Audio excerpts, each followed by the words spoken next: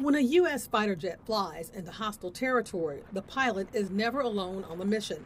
There's always a guardian angel on alert which can detect, deny, and defeat an enemy. It's called electronic warfare. I work on the ALE-47, defensive countermeasures.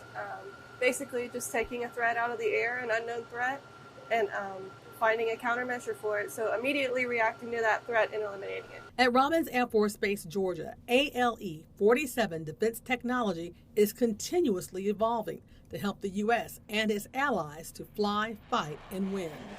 I do like the technical aspect of it, tinkering, taking things apart, putting it back together. It works, great. It doesn't work, also great, but we're going to figure it out. Working to stay above the foe is this trio: computer scientist Emma Miller and engineers Christine Wiley and Sarah Beadle.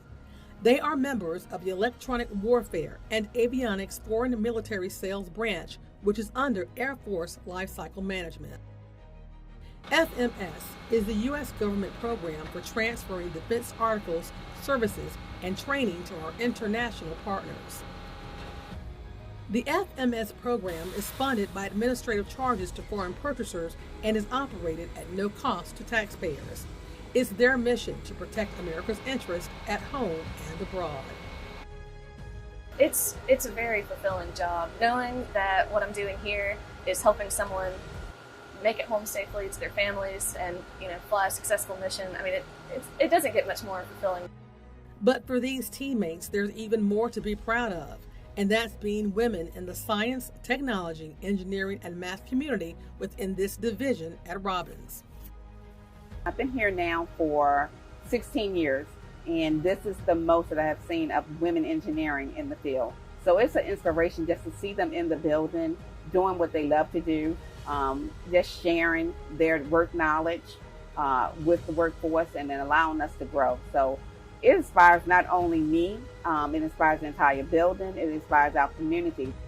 But still, there's room for improvement, according to Technical Support Supervisor Mia Tripp. She says out of the 79 members on the engineering personnel roster, only 11 are women.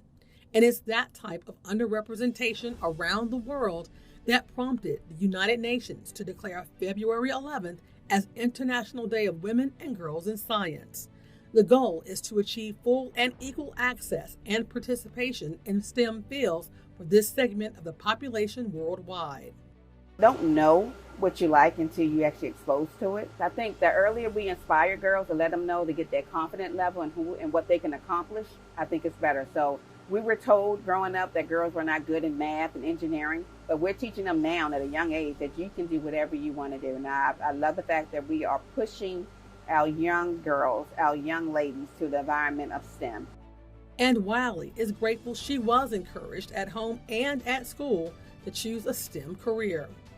My electronics instructor in high school, he was like a driving force behind, my interests, my goals, like in this field. I was the only girl in his class, so I was like competing with male students all throughout high school. And in my case, I didn't have a family member that was in an engineering field, but I did have my grandmother who was a truck driver for 16 years. So she was in a male-dominated industry. And I said, I want to be a vet when I grow up. And she was like, no, you want to build a spaceship. I'm like, okay, yes, Grandma. I think I can do that.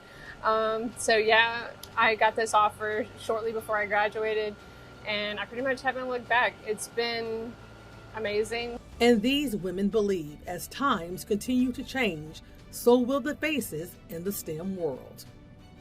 Just don't be afraid to jump in there. It might seem scary, and you probably will be nervous or scared when you're starting out, and you might not feel like you're good at it, but the work that you put in, you'll see the results, and if you realize that you love it, and that's great, and hope to see you out there.